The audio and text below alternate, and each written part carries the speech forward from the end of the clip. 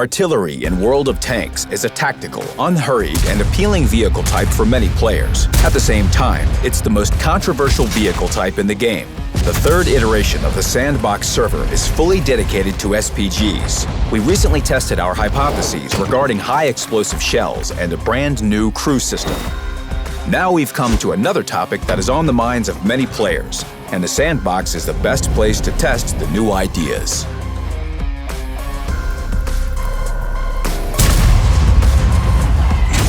The Sandbox server in World of Tanks is a test range of sorts, where we try the most complex and nuanced mechanics under conditions that are as close to real as possible.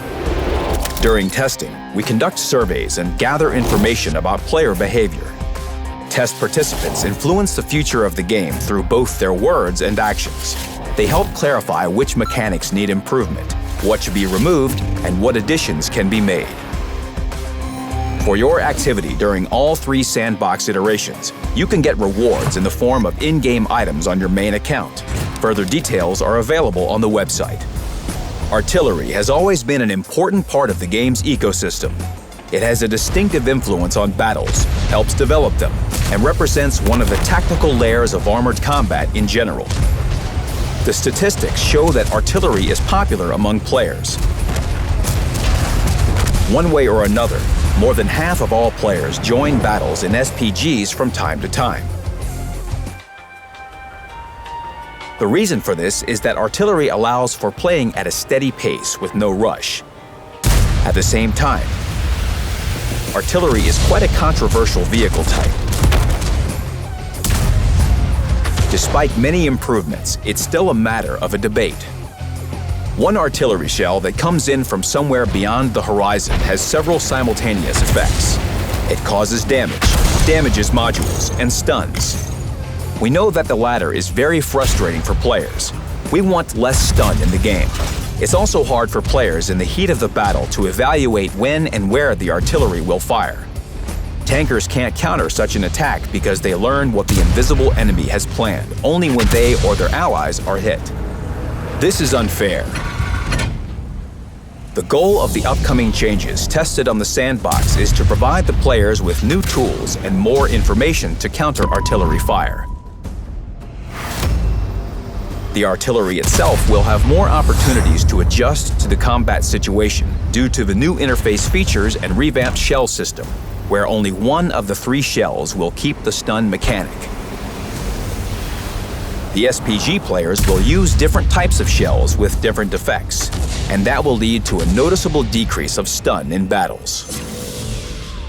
At the moment, tankers don't have clear methods of countering artillery during battle. Largely, they can only rely on their experience. With experience, there comes the understanding of artillery lines of fire on different maps, where the SPGs can be located, and what you need to do to avoid their fire. But this wasn't supported by the game mechanics before. The new test features help players understand several things. They warn you that the artillery is firing directly at you. They give hints as to the artillery's approximate location. And if you're not the target, they show you where it's aiming. In battle, it's not always clear where the artillery is firing from, so you don't always know which positions offer cover from its fire. That's why the tracer of the artillery shells will be more noticeable during the Sandbox testing. A brighter and therefore a more visible tracer not only looks spectacular, but is also a useful tactical element. It can help you understand approximately where the artillery is located, what cover it can fire over, and where to hide from it. This will help you take a safe position where its next shot won't hit you. The reworked tracers are clearly noticeable even from afar. During the test, commanders will get a new perk to train, Sound Detection. It's designed to reduce the surprise effect from the artillery shells falling down from the skies. At the moment when artillery fires, the players in the impact area will see a special indicator. It signals that the vehicle is under fire and you need to change position quickly. The indicator is displayed according to certain rules. As you know, the artillery shells have a burst radius. For example, it's 10 meters for the Object 261.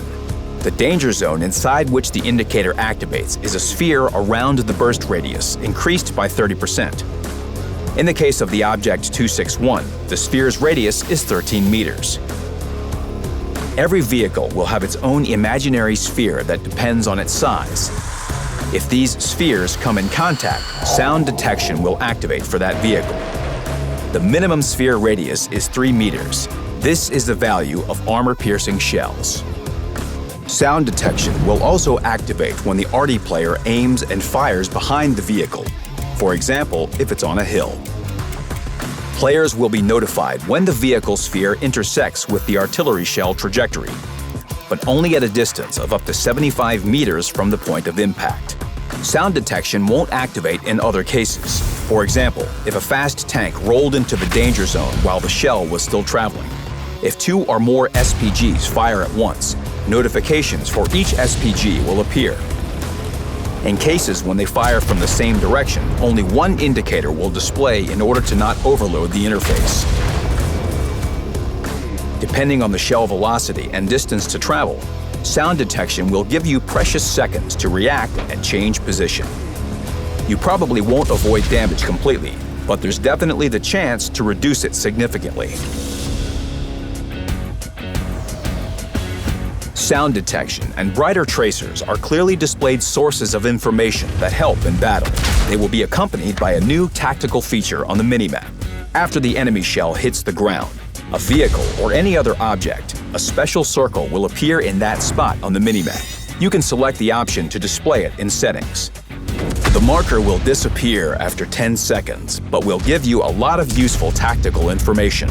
The shell impact point will help you figure out where the artillery is firing from, as the number of convenient positions for it on the map is limited, together with more noticeable tracers. This gives players an understanding of to where and from where the artillery is firing.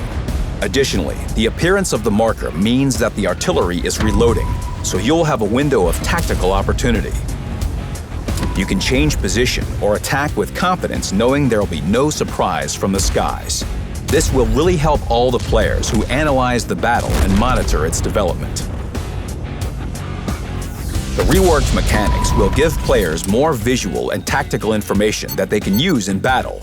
It will be clearer to where and from where the artillery is firing, and whether it is firing at you.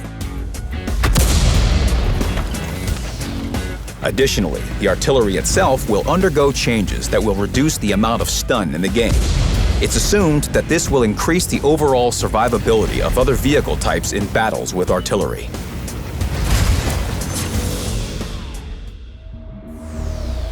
Tactical options provided for artillery will help it better react in combat situations and stay as effective as possible for its team. The main new feature in the test is 3 different shell types for SPGs. During the New Balance testing on the sandbox in 2020, we increased the number of artillery shell types to 3 after adding AP shells. This system got mixed feedback. 3 shell types didn't increase adaptability because changing the shell type still took too much time. Armor-piercing shells, in their turn, proved to be not effective enough. Also, players weren't happy about the shell cost. The players in other vehicle types didn't get the desired changes as well. At the same time, players liked the concept of 3 different artillery shell types and a reduction in the amount of stun. That's why we didn't abandon this idea and started improving it. As it is now, artillery players don't have much choice.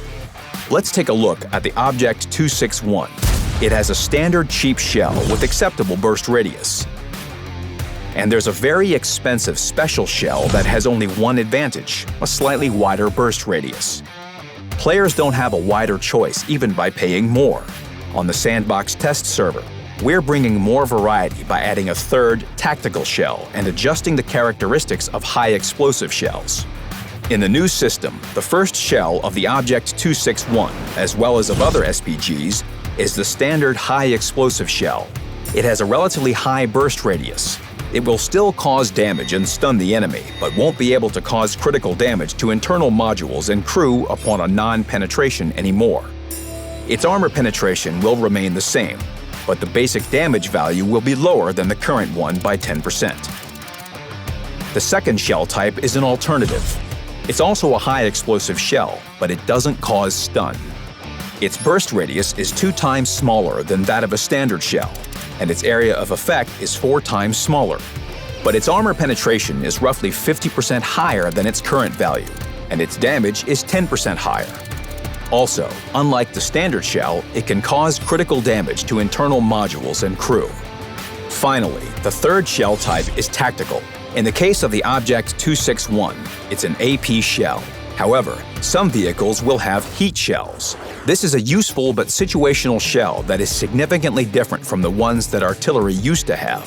Unlike high explosive shells, it doesn't have a burst radius and stun effect. It can only hit one target, but the damage upon penetration is much higher than that of a high explosive shell upon a non-penetration. The tactical shell's armor penetration is 4 to 6 times higher than that of high explosive shells. Players will likely not use such shells as often as high explosive ones. We expect that they will comprise up to 20% of all shots. As you may have noticed, we aren't using the special shell term in the case of artillery. The SPGs won't have them. What's a special shell? It's a shell that guarantees a certain advantage for a higher cost in credits.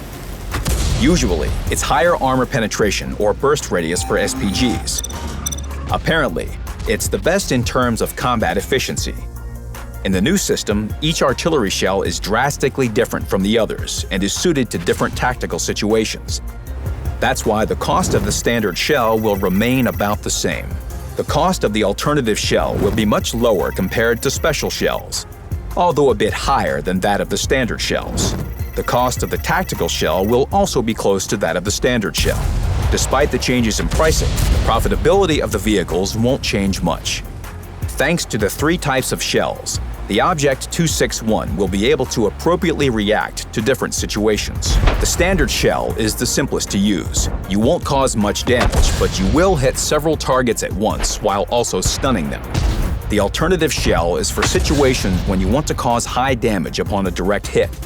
Finally, the armor-piercing shell is the best option to fire at a heavily armored slower tank, especially if it's using a SPAL liner. Artillery players won't be able to play effectively using only one shell type. The key to success is the right combination of shells appropriate to the combat situation. Each of the 3 shell types has its own velocity and trajectory. The standard high explosive shell travels slower at a more curved trajectory. This shell is easier to lob behind a hill or cover. The alternative standard shell travels faster but at less of an arc. The trajectory of an AP shell is the flattest, but it reaches the enemy quicker than other shells. And it's not only because of the different shell velocities. They don't differ that much. This is about the trajectory itself. If it's curved, the shell needs to travel more distance. This causes the difference in the general shell flight time. Adding a new type of artillery shell entails logical interface improvements. When aiming, you can immediately see what shell type is currently loaded. Also, thanks to the special indication for each shell, you can evaluate if the shell can fly to the targeted location or if there are any obstacles in its way. If the indicator is green, you are able to hit that location. If the indicator is red, there is an obstacle in the way. Also, a more convenient way of changing aiming modes was added. After reaching a certain zoom value, you can go from the top view mode to the trajectory view mode when scrolling the mouse. At the same time, the G button on the keyboard will keep its function. There's also another useful new feature. You can now see the shell travel time next to the reticle. This will make the life of a regular artillery player easier under the new conditions. It will now be easier to assess when exactly you need to fire when leading a moving target. But these are not all of the new interface features. More options and additional functions are available in the game client's settings. 3 different shell types offer new opportunities for artillery. But the long reload traditional for this vehicle type still remains. The combat situation can change quickly. So what can you do when the shell is loaded but it doesn't suit the situation? This is where quick switching between shell types comes in handy. The reworked Intuition perk will be responsible for that in the new crew system. This perk will also be changed during sandbox testing. It will work for any vehicle, not just for artillery, and will allow for switching the shell much faster than usual.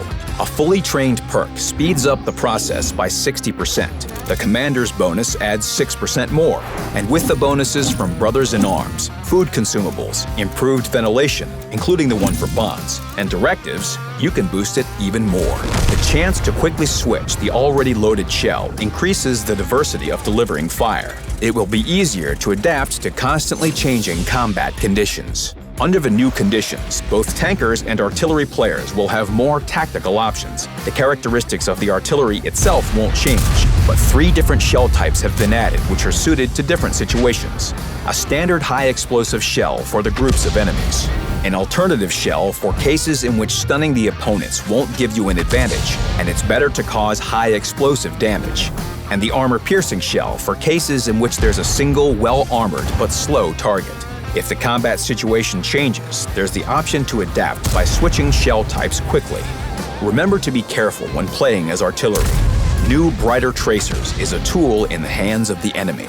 The initial spot of tracer appearance is selected randomly along the trajectory. The tracer doesn't show the precise position of an SPG, but it helps enemies guess it. An artillery player from the opposing team can potentially guess where you are using this information. On the other hand, you can do the same. At the same time, tankers have received their features for actively countering artillery. They will help players better navigate in battle and understand how enemy artillery is playing. More visible tracers won't give away the artillery's precise location, but will indicate where they are and how to protect yourself against them. Sound detection serves the same purpose. The markers on the minimap will help show where the enemy artillery is firing and how long it will take for it to reload. And since artillery players will use 3 shell types, this will naturally decrease the amount of stun in battles. The previous artillery test on the sandbox showed that these numbers reached up to 50%. With the help of the new mechanics that will be tested in the upcoming sandbox, players will gain useful tactical information they haven't had before. The usefulness of these new features depends on how players use them in live conditions.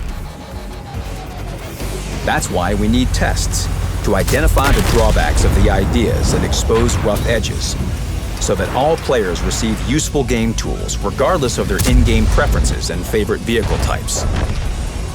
Take part in the testing, challenge the game, share your feedback, and get rewards for your commitment. Good luck on the battlefield.